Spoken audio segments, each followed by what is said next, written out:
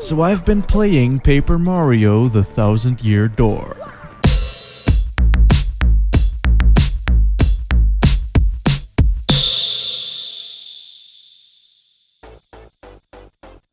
Now, when it comes to Mario games, I'm not really all that familiar. I played all of the NES ones through that super duper HD reboot SNES cartridge on an emulator a few years ago, and I vividly remember enjoying the Superstar Saga games as well as the DS version of Mario 64. But that's also really it. Not that I have anything against Mario or anything, but I mostly grew up on PlayStation crap, so most of my Nintendo memories are restricted to handhelds. But then, on a rainy December night, though probably during the summer, but fuck you, this sounds cooler, I encountered a small black cube riding on horseback through the streets of post-apocalyptic Amsterdam. Halt! I need your driver's license and identification, I said as I pulled over the Mystic Cube mech horseman.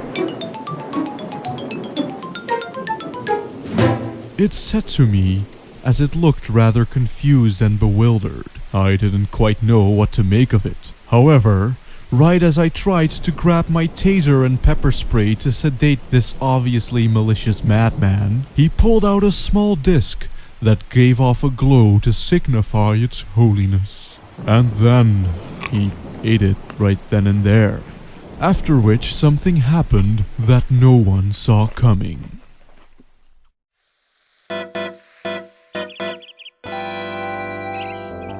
The story of Paper Mario: The Thousand-Year Door is about the titular Paper Mario and the Thousand-Year Door. This door leads to great fortunes and/or fabled treasures, and it requires the legendary crystal stars to open. And they don't call Mario the Tomb Raider for nothing, so he and his band of scallywagging landlubbers consisting out of Luigi, Toadsworth, and Princess Peach go on an epic quest to find these crystal stars. Only then the unexpected happens as Princess Peach gets kidnapped by the vicious X-Nauts who are also looking for the crystal tarts. And so the legendary hero Super Mario goes on an adventure not only to find the crystal stars but also save Princess Peach yet again. Now, the basic plotline may or may not describe literally every Mario game ever, though it's not actually as box standard as what you might think.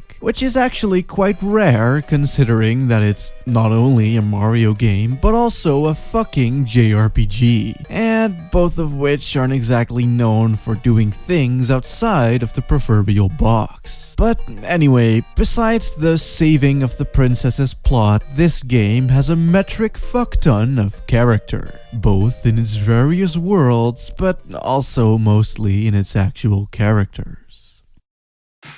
Thing is that the writing in this game is actually kinda fucking amazing. It's one of the few games that intentionally made me laugh out loud, and it's also written in a way where every character is uniquely their own. The long-winded bruh antics of Luigi, the pansy-ass pansy shit from Captain Flavio, and even the demented ramblings from Toadsworth all feel distinct yet perfectly at home in this wacky-ass world the game is set in. None of the characters really ever came across as annoying or generic to me, and all of them had their own ups and downs and their little moments that gave them just the right amount of depth. And this shit doesn't just pertain itself to the main cast either. Besides a few generic copy-paste NPCs, even things like the shop owners or side quest characters have tiny little arcs to them. I really don't think that there are too many other games that actually do this to such a degree, besides maybe Persona 4, but that's such a different beast entirely, it's hard to compare. But in any case, the characters and writing are by far the strongest strongest point of this game, and it made it so that even after having not touched the game for about 10 years before this review, I still remember just about every single one of them. And it does all this without any voice acting whatsoever. And even still, what little voice acting is there is as solid as fucking Snake. With that I mean that I never got tired of Mario going, "Oh yeah," or during the 30-ish hours this game took to finish. It's not much, but it adds heaps of personality either way, besides the overabundance of it the game already has. Shit's pretty fucking good.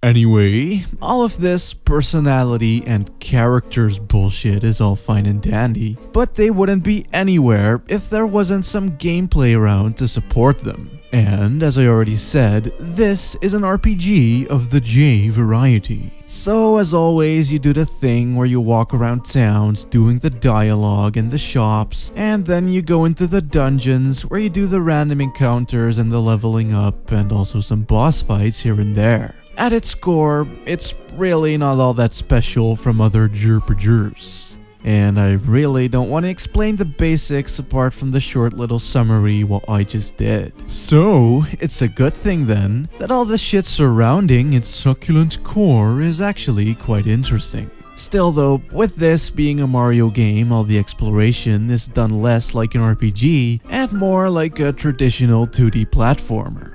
Or, well, maybe less like a 2D Mario game, as it adds a lot of puzzle elements to the mix as well. You see, with Mario in this case indeed being the paper, he can do the things that the paper do. So he can turn into a paper airplane or a tiny little boat, or just turn sideways to be able to go through tight cracks. And of course you still get to do the thing where you jump across the floating slabs of concrete, go through pipes and break blocks with your head. It never really presents any really hard platforming challenges, mostly because Mario being nowhere near as agile as he normally is, and the puzzles remain relatively simple as well. But at least they consistently introduce new ideas and abilities with each new area you go to. And holy shit, do I love these areas. I mean, each and every new chapter takes place in a drastically different location. Mario goes on a pirate adventure, a whodunit murder mystery adventure on a train, and even the complimentary ghost town. All of which with their own themes and characters, and it's really cool. That was a really high squeaky sound I just made there. Oh. The little train biddy, for instance, strips the game of all of its JRPG bollocks and just becomes a straight up adventure game. And there's also a bit where you go to a floating wrestling island where the Great Gonzalez partakes in the wrestling matches. It's stuff like this that really makes the game worthwhile to me. It adds quite a fucking lot of variety here and there as well, which is great, especially because variety is something the game really lacks at times. Now, before I elaborate on that rather foreboding mid-video cliffhanger, I feel like I should probably explain how the battle system works. You see, while it definitely has some JRPG tropes, it is far from the generic RPG turn-based battle system, as it has a more hands-on approach to how you attack things and defend yourself.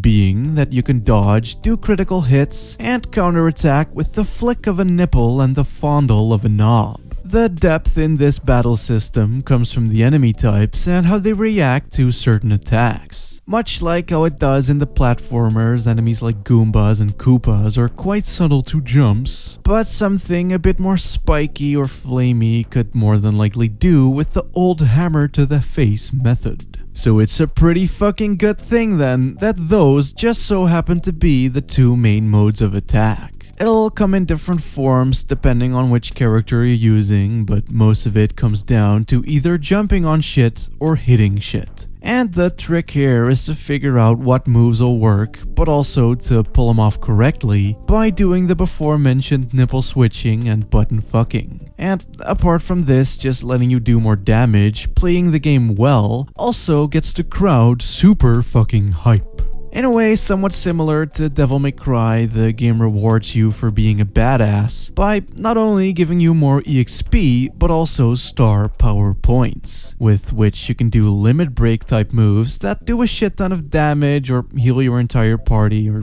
that kind of stuff. And as you get better, making the crowd go critical hype, it'll also grant you more audience members, and more audience members means more points and also more hype, which means them giving you items. It's a really cool little dynamic feature that, whilst definitely a lot more passive, isn't completely unlike stringing together combos in a certain action game. And yeah, that's pretty much the main gist of it. Its interactivity keeps the battles engaging whilst also not overcomplicating stuff for the less experienced RPG players, and it certainly does a lot to keep shit rewarding by expanding progressively at a fair pace.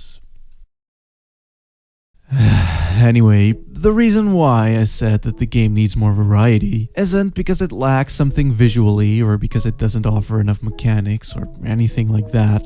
No, the reason I said that was because, to me at least, the game can be cripplingly tedious at times. And by at times, I mean near the end of each chapter. Now of course, this is just my own personal cuntness, and some people's JRPG bullshit thresholds are much higher than mine, as I'm already not a big fan of things like random encounters to begin with. But usually, it's not that much of an issue for me, or even at all. And the reason why it is here is that some areas overstay their welcome quite fucking substantially. Thing is that there's quite a lot of backtracking and only a handful of enemy types in each level. So, like, hanging around the same place for a longer time isn't necessarily bad in and of itself, but when you're listening to the same music on loop for 3 hours straight, fighting the same 5 enemies or so, and having to take them out using the exact same moves because that's just how the fucking battle system works, it really makes this simple but fun little gem of a battle system feel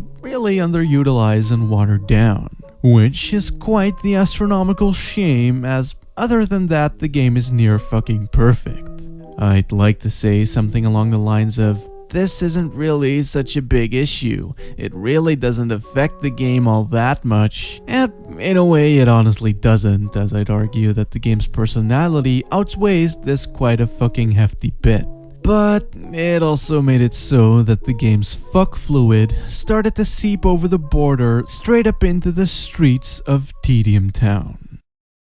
So it is a very fucking good thing then that the game offers plenty of crafty, puzzly, platformery bits to break up the potential monotony. As I passingly mentioned before, Mario has the ability to turn into a paper airplane or a boat and roll up and just all kinds of shit like that. And adding to this is the myriad of party members you team up with along the way, all of whom possess a unique ability outside of battle as well. Think of things like blowing away loose paper, or even something as basic as being able to jump further or hit something far away. All of these abilities combined make for quite the arsenal when it comes to puzzle solving, and the game uses this very fucking well. And while I will say that the random encounters kind of disrupt the flow of the puzzles here and there, I had quite a lot of fun breaking boxes and flippantly flipping switches, as the game gives you 1 or 2 new abilities each chapter, making shit feel new and exciting every time.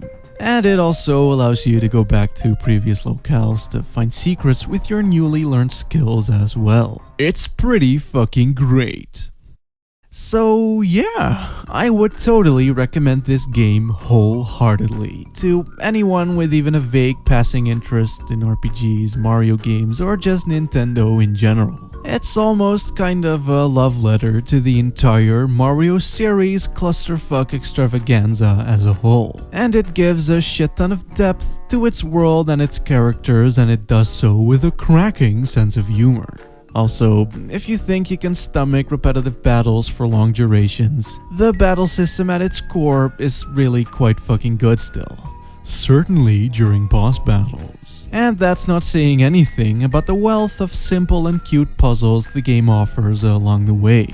It's one hell of an adventure to go on, that despite its flaws, I don't regret going on one little bit.